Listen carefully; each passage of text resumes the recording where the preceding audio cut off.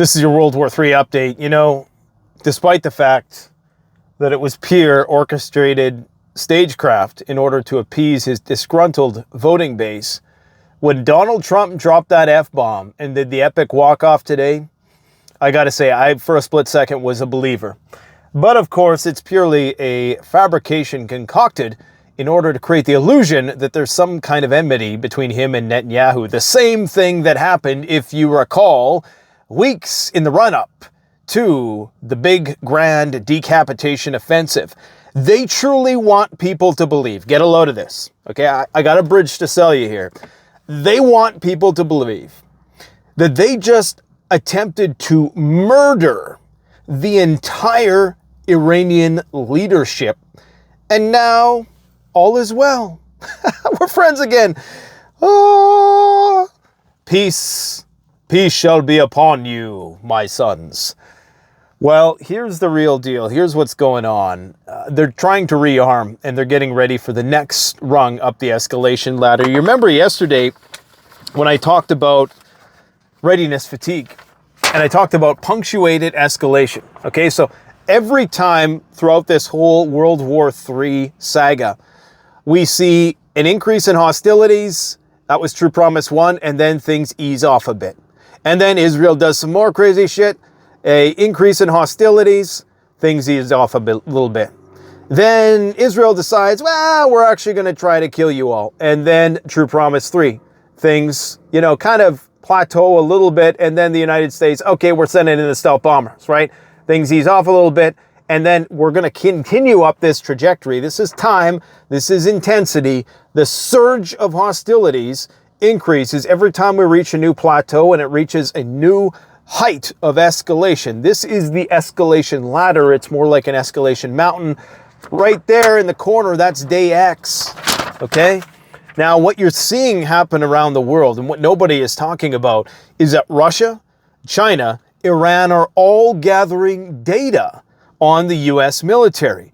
So what are the Iranians doing? It's like rock, paper, scissors in a way. Maybe not the best metaphor, but the Iranians have mastered hypersonic ballistic missiles, bypassing NATO's vanguard of air defense. They're elite, their utmost elite of air defense, multi-layered, David Sling, Arrow, THAAD, Iron Dome, all of these integrated systems the Iranians were able to bypass, and towards the end they weren't even firing many missiles. What does Russia do? They've mastered trench warfare, infantry drone fighting tactics. They of course have the air defense, which has been heavily tested against not only the lower level drones, but also the F-16s and whatever other plane that the NATO skeleton crew that's operating in Ukraine can muster together. And then the Chinese are building out their navy. So you put all of these components together, and then there's the satellite aspects, and each one of these kind of fulfills a niche. You have the North Korean, just grit and manpower, and they also, of course, are mastering their ballistic and ICBM technology. So you put all these components together, and they're trying to kind of fill in all the gaps. And every single time we get into one of these bigger skirmishes that require bigger weapons, like, understand now we've used the best that we got. Okay, Donald Trump says there's still the submarines, and okay, there is, but the Russians have advanced submarines as well. They have bigger nukes on their submarines, allegedly. The Poseidon nuke is potentially up to 100 megatons. I don't know if they actually have those, but one of their Beluga submarines can carry, I think it's 6 of these Poseidon nukes that potentially have a yield of 100 megatons, which is, you know, I mean, it's a state killer. It's a region killer. It's not just a city killer. Anyways, so what we need to understand is that this is all just part of a much, much bigger scheme for world domination. And I gotta hand it to Trump, because the fifth dimensional warfare they're waging, which deals with media manipulation and trying to craft various narratives and manufacturing consent is masterful. Okay, he's one mega back now. He had to, oh, Trump is yelling at Netanyahu on the phone. Oh, I bet he is. I bet he's real mad at all his AIPAC donors. People are actually falling for this shit. Okay, and they actually believe that the Iranians who just were attempted to be murdered, imagine going to the judge and be like, yeah, I'm sorry, I take it back, and, I didn't mean it. I didn't mean to try to murder your entire family. But that's what they did, and that's what they want people to believe. All this is an opportunity to rearm, reassess, consolidate their forces, and then they're going back in.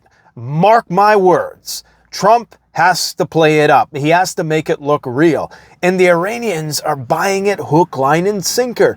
They got their top general of the Quds Force, who was allegedly assassinated, according to the Israelis, walking around today in public, celebrating the victory, as they're calling it. I don't know if you could call it that. But you see, this is the problem, is that they're going to take the bait, and before you know it, they're going to get complacent, and they're going to do the same play. I guarantee you, mark my words, Israel has violated over 900 ceasefires. Okay, they violated the ceasefire 900 times.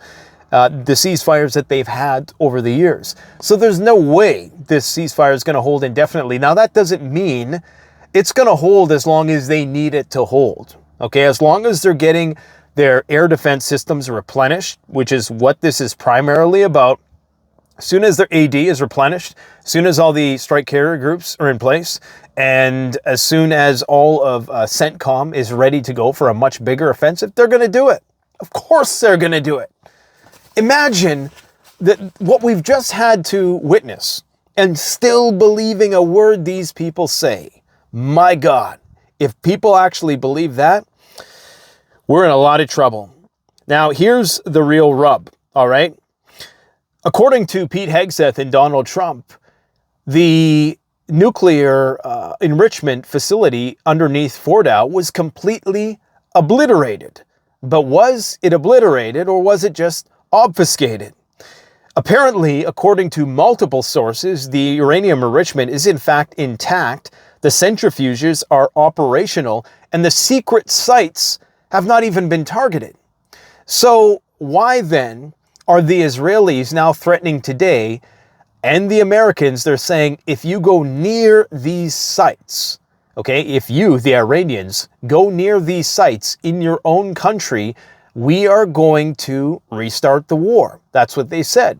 But one would think that if they obliterated their nuclear capacity, shouldn't that obviate the need to constantly monitor and have this as a potential jump-off point to restart the war? Now, they're saying, according to Pete Hegseth, is that these things have been entombed and that they are effectively out of commission. When you look at the actual satellite photos, there's multiple possible entranceways that one can get into these facilities. There's rumors that they might have been moved out beforehand. There were backfilling certain entrances and weak points with earth.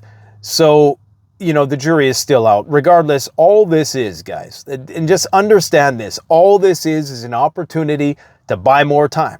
Period. Point blank. They thought the decapitation was going to work. They had Count Dracula there, Reza Pahlavi, ready to go, the son of the Shah. The Shah did some wonderful things in terms of modernizing Iran, but there was also some nasty business that went on, and now his son wants to come back and reinstate democracy in Iran. Well, we know what happens when we try to bring democracy to the Middle East. What ends up happening is you get millions and millions of refugees that all of these same people are going to complain about. These same people, I'm talking about those MAGA hardliners that weren't dissenting at all. I really respect the MAGA supporters who were anti-war. The Tuckers, the Hodge twins, the Candace Owens. Those people, I really genuinely respect them for going out on a limb, and I hope they're going to find redemption in the minds of those people. Either way, at the end of this all, they're going to be vindicated. Mark my words, because when this war starts up again, as soon as they get the opportunity, as soon as they see a chink in the armor, they're going to go for it. You don't just walk back from trying to murder somebody's entire family, okay? It doesn't happen that way. Now, here's the real problem with all of this. Iran has vowed to continue enrichment uninterrupted despite U.S. airstrikes. Facility restart plans are already in place, according to the Iranian Atomic Energy Agency. The program will not stop. Iran has hidden sites containing hundreds, if not thousands, of advanced centrifuges capable of producing weapons-grade uranium, according to a nuclear expert. And even the Russians are encouraging this. Sergei Lavrov today was saying, yeah, we would encourage the Iranians to hide their uranium. Almost as if the Russians are trying to get things going again because they need them oil revenues. Much of its highly enriched uranium was reportedly relocated to a secret location before U.S. airstrikes hit the 3 known nuclear facilities. And the Israelis admit this. Okay, so that's what's so weird about this. That's what tells you they're going back in. They just need time to regroup. That's all it is, period, point blank. Too many of them missiles were falling on Tel Aviv, and they're not accustomed. You know, they're used to playing on easy mode. They're not, this wasn't even hard mode. This was, still in novice mode, arguably from an air superiority and omniscience point of view, having full spectrum awareness of what goes on in the battlefield. But in terms of incurring strikes on their territory, this was novice to intermediate mode, okay? Now you combine that with the Russian trench warfare capabilities, their nuclear capabilities, their air defense systems, which is what the Iranians have been resisting for some time. I'm not sure why they're so obstinate about this issue, but they've resisted. Apparently, according to the Russians, it's the Iranians that have turned down the air defense systems, which probably would have been the deciding factor in this conflict. And then you pair that with the Chinese Navy that is fledgling, but it's eventually, they're going to have multiple aircraft carriers. They're building 300 ships a year. I can't remember the exact percentage, but it's much faster than the U.S. And the Iranian Navy is no real pushover either in terms of the asymmetrical advantage that they have in terms of their drone capabilities, right? Which going up, we've never seen, these strike carrier groups go up against, real intermediate level drones, both naval and aerial drone bombardments. We've yet to see that. So we don't know. All we know is that, the Russian Navy sure got their ass handed to them in the Black Sea, right? They had to move back because of what did Iran have? A few drones and some, that's really all they used. Anyways, I digress. Much of its highly enriched uranium was reportedly relocated to a secret location. Now, the U.S. has warned Iran, stay away from the sites where nuclear uranium was stored. Fordo and Isfahan are under close watch by U.S. and Israeli intelligence. Now, the question is how high-res is that watchful eye, right? You can do things at nighttime. Yeah, there's infrared, there's, thermal imaging, but they can't really make out in great detail everything that is going on. There's a variety of different ways they could access those facilities. For all we know, guys, there are tunnels that go from that facility to who knows where. The Iranians have advanced underground boring machines. For all we know, and the Israelis are relying on intelligence that obviously has been leaked by somebody, and I presume the IAEA, who will no longer be allowed into these facilities, okay? Their credibility as a objective third-party international organization that oversees these sort of things has been completely undermined. The Iranian parliament is in fact discussing a bill to ban Grossi, the chief of the IAEA, entrance into Iran. And Iran's Supreme National Security Council, following the ceasefire announcement, claimed that their armed forces remain at the highest level of readiness. Fingers are on the trigger and prepared to deliver a decisive and deterrent response to any future aggression.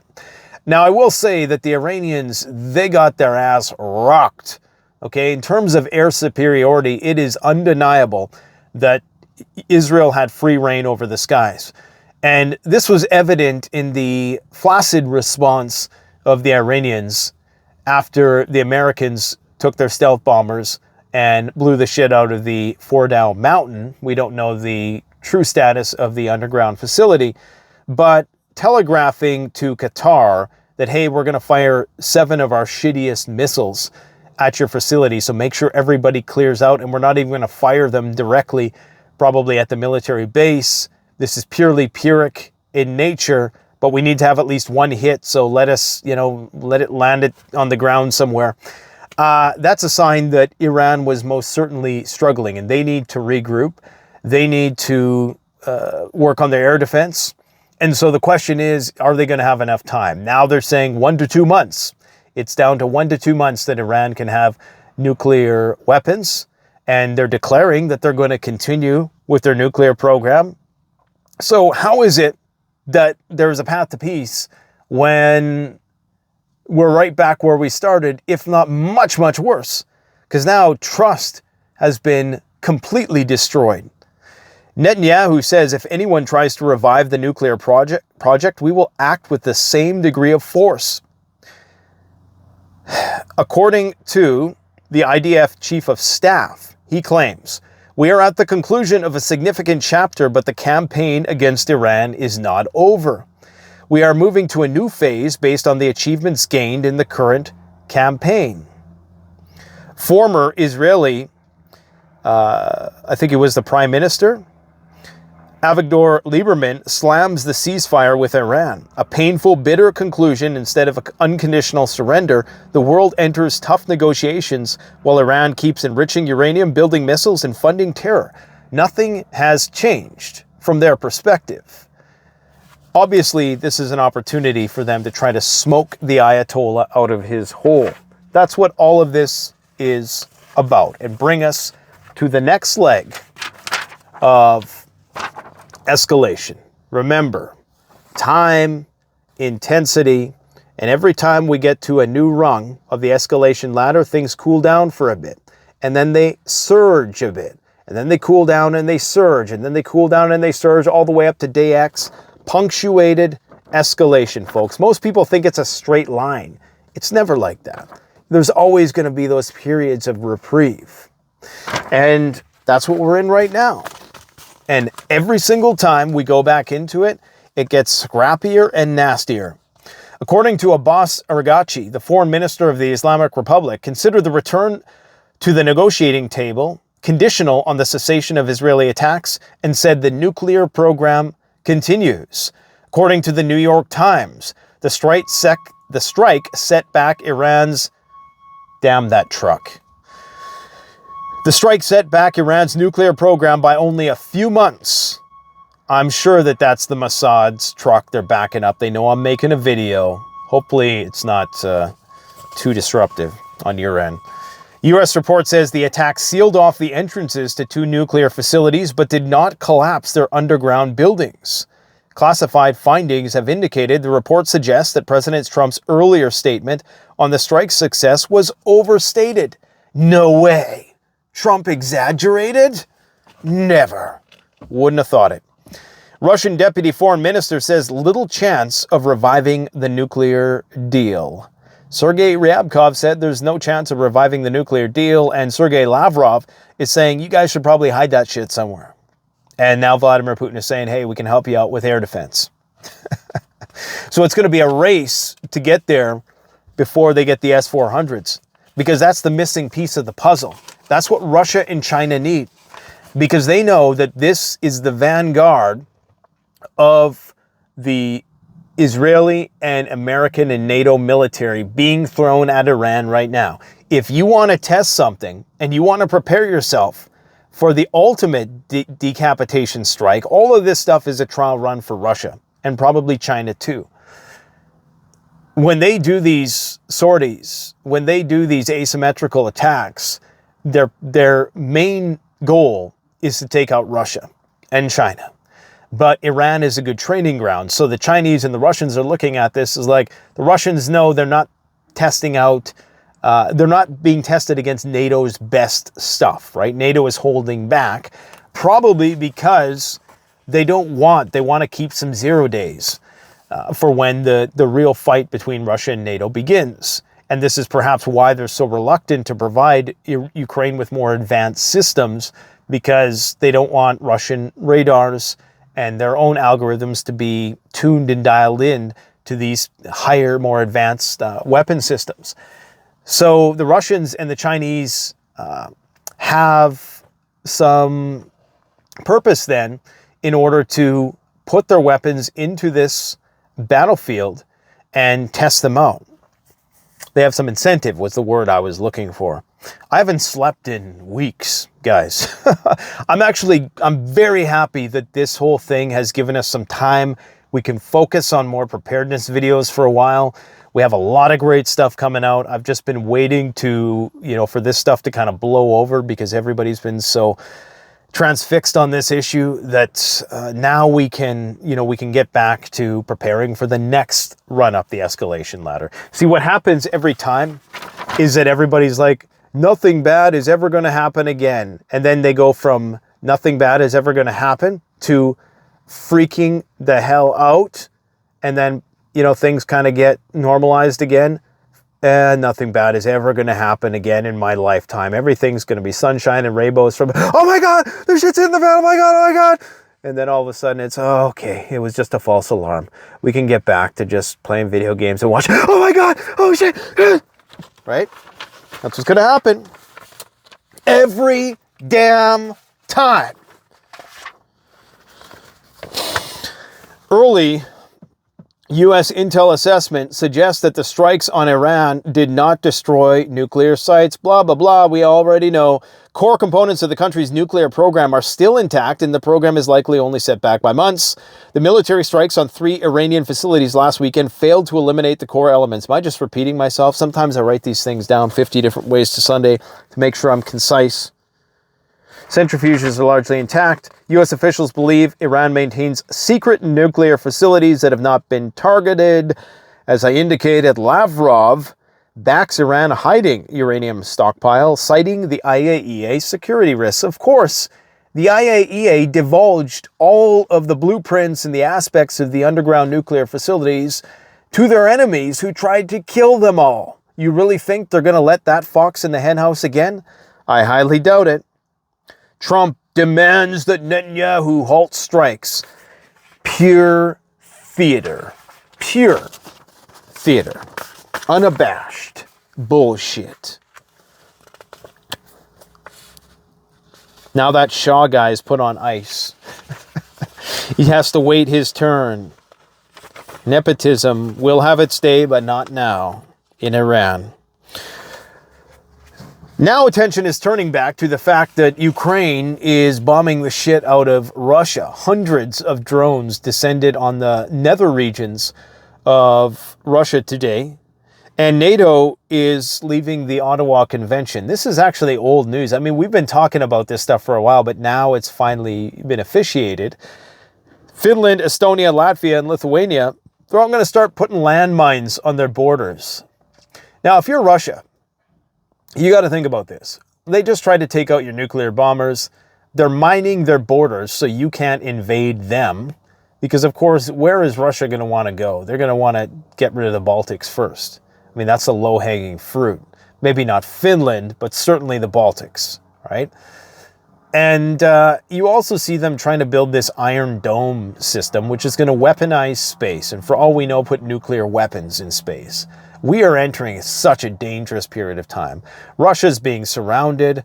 For now, their southern flank remains intact and loyal. And perhaps something ado with Abbas Araghchi's visit to see Vladimir Putin is what caused Israel and the United States to put the brakes on this. Maybe Putin said, okay, we're going to give you some S-400 or something, because they need a protracted conflict. Remember what Dmitry Medvedev said. He talked about the prospect of a looming ground war. Now, people are going to think that fantastical, but we are but one event. And I hate being that guy that invokes it's going to be a false flag. But we are just one event away. One event away at this point in time. All the ingredients are there. Trump was magnanimous and he walked away from the Israeli-Iranian conflict. He scolded Netanyahu. He tried his best to give Iran every opportunity to comply. And look what they did to us. They blew up somebody or they assassinated somebody. So now, darn it, we got to bring 1 million guys over there. Good luck with that. That's exactly what they want, by the way. They want you to try to go over the mountains and fight the Iranians. I mean, the only way you can do it, maybe with AI, and maybe they have some sophisticated tools that they're going to incorporate that they've learned from Ukraine. But if you can't do it in Russia on flat land, what makes you think you're going to be able to do it on, the mountainous terrain and the desert and scorching heats of the desert? It's not going to happen. Anyways, they're withdrawing from the Ottawa Convention, which bans the use of anti-personnel mines. So, everything's fine. Don't worry about it, guys. Everything's good. We're good now. Oh, here's an interesting one. How's that for a headline? British jets to carry nuclear warheads. We talked about that 18 months ago. I was talking about the F-35s that are going to be at Suffolk. They were protesting that back in the day. Yeah, their newer tactical B-61 gravity bombs, which of course, now that they've defeated the Iranian air defense, if it's true that Iran had the secret S-400 systems, Vladimir Putin has to be wondering, they're going to be using the same planes that they were able to use to evade Iranian air defense. Now they're going to have nuclear weapons on them, and they're right over there in the UK. And remember, Russia is surrounded by these F-35s, and this is one of the fundamental elements of the Western nuclear triad. In terms of our ICBMs, I mean, that's probably the weakest component of it. The submarines and the aviationally, that is our advantage. The Russians are more so focused on their maneuverable ICBM platforms, mobile ICBM platforms that can go anywhere and can evade being struck. They're fast enough that they could transport those things far away if there was, an incoming attack, if they had 20 minutes notice. And of course, they have some big boomer submarines as well. What they suck at is, the Air Force, but they're also getting, fifth generation aircraft experience in this conflict against a peer in NATO for the most part. Now, who really knows what they're truly up against? Because again, the fog of war is thick. They only tell us what they want us to know. The Crown Prince Reza Pahlavi, aka Zikal Dragula. We are now moving to the final phase of our struggle. The final phase of our struggle? Wait a minute. I thought there was peace declared. Iranian people can end it. Victory is in our hands. That's what he said today. All right.